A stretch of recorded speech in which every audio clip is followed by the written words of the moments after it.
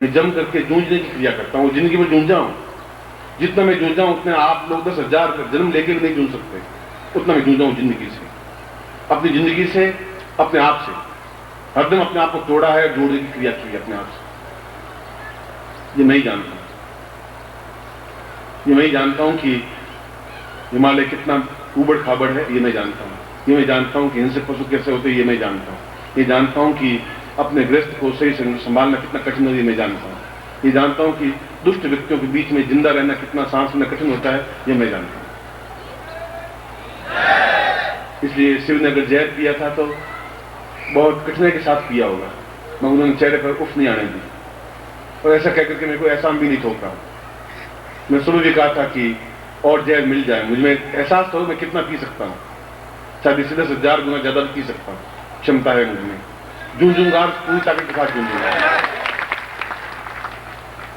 ये तो एक बाप और बेटे के बीच का संवाद, आपके मेरे बीच की एक बातचीत, जहां पुत्र होगा तो पिता कहेगा, डांटेगा भी, कुछ करेगा भी, सीने से भी लगाएगा, थप्पड़ भी मारेगा, मगर उसको अपने समान बनने की क्रिया में, कोशिश में लगेगा। इसलिए नहीं वो स्वार्थी बने, इसलिए नहीं वो धोखेबाज बने, इसलिए कि अंशीभूत बने, अंगीभूत बने। इस शिष्य को अपने आप में पुत्र कहा गया, तनय कहा गया, उस शरीर के सदस्य कहा गया। आप मेरे पुत्र हैं, तनय हैं मेरे, आप शिष्य नहीं हैं, मेरे शरीर के किसी न किसी भाग के हिस्से हैं। आपसे मिलकर के एक चीज बनी है, उसको नाम सिमाली कहते हैं। कोई नया नाम सिमाली कहीं से पैदा होकर नहीं आया है।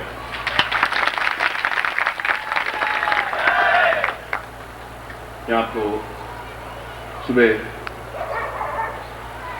पूर्ण अणु परिवर्तित देवत्व स्थापन दीक्षा के बारे में कहा था। वह दीक्षा मैं आपको प्रदान कर रहा हूं, और जितने समय तक दीक्षा दें उस समय तक आप आंख से आंख मिलाते हुए और अंदर केवल गुरु मंत्र बोलते रहेंगे। ओम परम तत्वाय नारायण से आधा मंत्र बोलें, से चौथा ही मंत्र बोलें, ओम परम, इतना ही बोलेंगे, तभी अपने आप में पूर्ण हो जाएगा। कोई जरूरी नहीं कि आपका ध्यान मनस वहां हो, नेत्रों से जुड़े हो, और आज्ञारंध्र जो है, ब्रह्मरंध्र जो है, उसके माध्यम से पूरे शरीर में अणु परिवर्तित, पूरे संसार, पूरे शरीर के अणु एकत्रीभूत है, तो आज्ञा चक्र में है और नाभि में, दो जगह ही है। एक लड़का अपनी मां से पूरी तरह से नाभि से जुड़ा होता है, और कोई जगह से जुड़ा नहीं होता वो, और जो जन्म लेता है तब भी नाभि के साथ एक नाल आती है, उस नाल के साथ वो सारा रस ग्रहण करता है, वो जिंदा रहता है। सांस भी उसके साथ ही देता है। या फिर ब्रह्मरंध्र बड़ा होने के बाद में ये आज्ञा चक्र जो है दोनों भवों के बीच में, वहां पूरे शरीर के अणु पुंजीभूत होते हैं। भाखड़ा बांधल की पूरी बिजली इसमें समाई है। यहाँ से पंजाब में भाखड़ा बांधल है, वहां की बिजली पूरी इस बल्ब में आई हुई है, हजारों मील दूर से, यहाँ पुंजीभूत है वो, ठीक उसी प्रकार से, इसलिए रोशनी ले रही है। और पूरे शरीर का सत्व अपने आप में आज्ञा चक्र में है। इसलिए औरतें उस बिंदिया इसलिए लगाती है कि वो भाग ठंडा रहे, हीट में नहीं आ जाए। इसलिए ब्राह्मण लोग यहाँ चंदन से तिलक लगाते हैं कि वो भाग ठंडा बना रहे, गर्मी से एकदम से विस्फोटित नहीं बन जाए।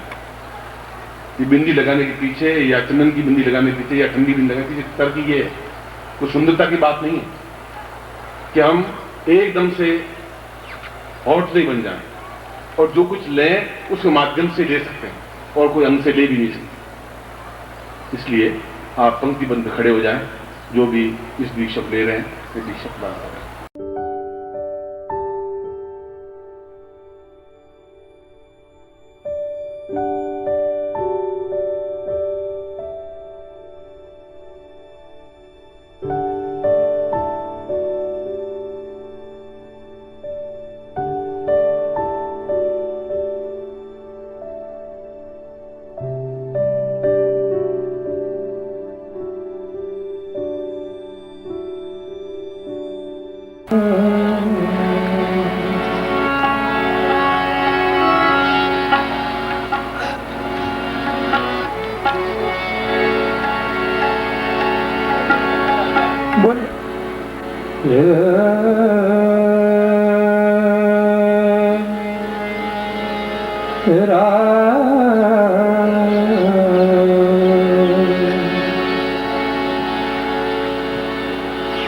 ये न कह कहना कि अजी क्या है भला चोरी में,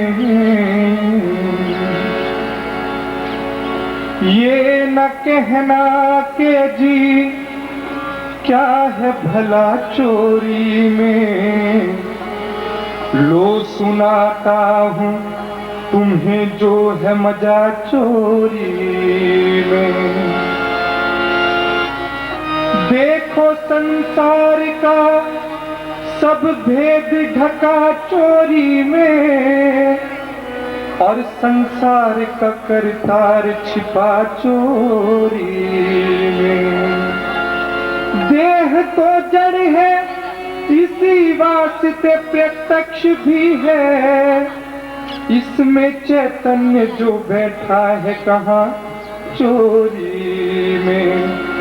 बिंदु वेदों ने भी पाया न कभी जिसका पता, ग्वाल बालों को वो गोकुल में मिला चोरी में। बोले पूज्य गुरुदेव की जय।